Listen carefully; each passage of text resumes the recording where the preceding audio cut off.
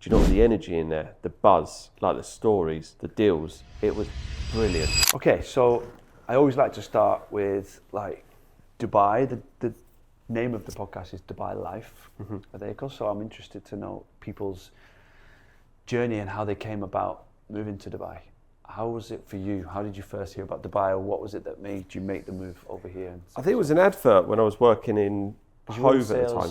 Back in the UK. So I'd always done, I actually got kicked out, well, they asked me to leave school and put me on work placement because I was just a little bit, not naughty, but hyperactive. Yeah. So they were like, we need to get you out of the School country. No, it wasn't. So after they put me in a work placement, there was an estate agency in Hayward Heath, and I fell in love with it. I was like, this is brilliant. What did you like about it? I just liked the energy. I liked the day, like how quick the day went. Like you'd go on a viewing, or I'd shadow someone at the point, or be like a T-boy or whatever. Yeah. But it was how quickly the day went.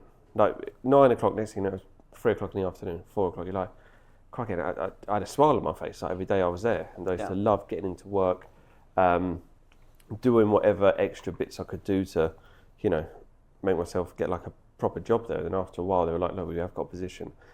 And it just sort of went from there. So I was in the UK doing it between sort of Brighton and London for 10 years. Oh, wow. And I think then something came up, a magazine or something came through, and it was with Allsop, and reached out to him, spoke to him.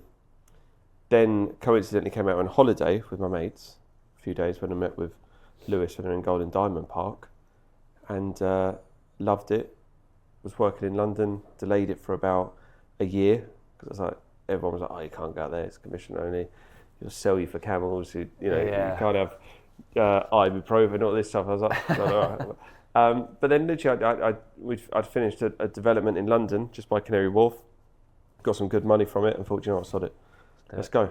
And moved out on my own, and literally the second I landed, I just didn't turn around. I considering that I'd get homesick going 30 miles up the road. Everyone was like, Dean, you got 2 weeks out there, that's all we'll give you. Really? 11 years, I made the 4th I am. Wow. So why do you think that was? Do you know, I like the people, like I just felt the energy here. Like I always loved the UK.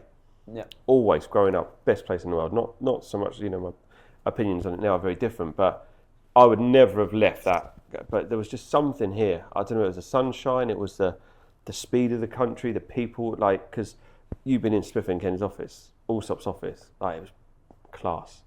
Do you know what, the energy in there, the buzz, like the stories, the deals, it was brilliant. I know, I loved it. And I was for years, I was the first person in that office every day. First person, I was always in there for like 8:15. Next person would come in at 8:30. What year was this? 2014. Okay. Yeah, they just moved to Vision Tower. So it'd been like 2014. Okay. Always the first person in. One, you miss the traffic. Always got a parking space as well. All these other people coming in not parking, like, always stupid. So, and then it just went from there, and I just fell in love with it. Literally fell in love with everything about Dubai. But I think the sunshine is a big thing. When you go back to England, you wake up and it's dark. Yeah. Puts you in a bit of a shit mood. You're like, oh. Yeah, it actually does. Whereas here, I didn't have curtains for years. Then obviously I met my wife, and she's like, we've got to have curtains. Right then, let's have curtains. But yeah, that is how I got her. And to say, then I met my wife. How did you meet? Saw a pic. She was like a mutual friend on Facebook at the time, really before social media was that big. And Karine in the office knew her.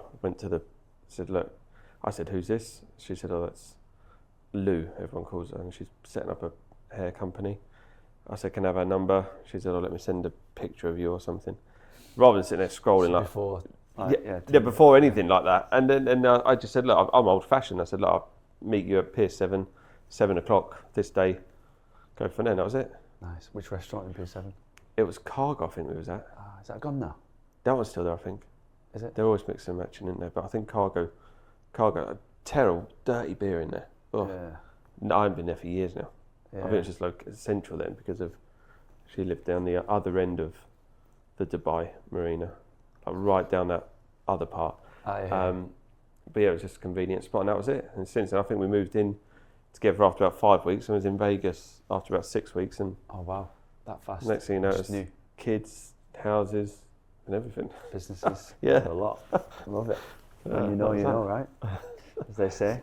So then you've obviously you've been real estate through and through. How has it changed in your opinion over the past? Well, since you've come, what's that? 11 years now. Yeah. How is it? I think a lot more is In done. so many ways, I guess. But Yeah. The key thing that is going back to the point I touched on is that the office used to be loud, mad, vibrant, and even nowadays I walk in some big offices and it's silent yeah. because so many people working Yeah. on their phones, doing business on their phone. For me, that blows my brain. Like, I'm so old school. If somebody sends me a lead on Property Finder, people ping my WhatsApp, and I'm like, pick up the phone and you speak to that. If they're sending you a lead at that point, if it's 11 o'clock at night, they are actively looking at 11 o'clock at night. Exactly. So if you ring them, Yeah. like, don't just ping a WhatsApp. Don't, and that for me is something which I really struggle with. Is saying to people, pick up the phone. Yeah. Please pick up the phone. It's so important to actually have real conversations. Especially when you're, like, an offer. You can't package an offer properly. And how easy is it for somebody to reject it? No. The problem is when you write out responses and you're trying to negotiate in words, the words can be read in 10 different ways. So, 100%. so to be able to express with use tonality and be persuasive, you just can't. No. People come over to me and they're like, take a look at this message, what should I reply? And I'm like, you need to, have you called them? Because it's just so much, just call and ask. Honestly, it's rather than mental. asking me to speak. That's the thing that, as for me, has changed. I think that the job has always been the same for me. You meet a client, you meet a person, you go to a It's villa. the same conversation. Yeah, it is, and you're just there to put the pieces together. You're the middleman, but that is the biggest thing that I find is going from an office which is massive and loud. I went to a developer's office the other day to get it was a full floor in the marina, full house in there. You could hear a pin drop. Really? And I was like, what? And I think some people are still, they like to hide behind their phone, but for me, I'm not that person. No. I'm far too in your face. I want to talk to you. I don't care if you're, Barack Obama or somebody serving me a coffee. I will talk to you the same. I'm not going to sit there like hiding behind his phone. I want to see your reaction. I want to gauge with you. 100%. But it's mental. That's the only thing that,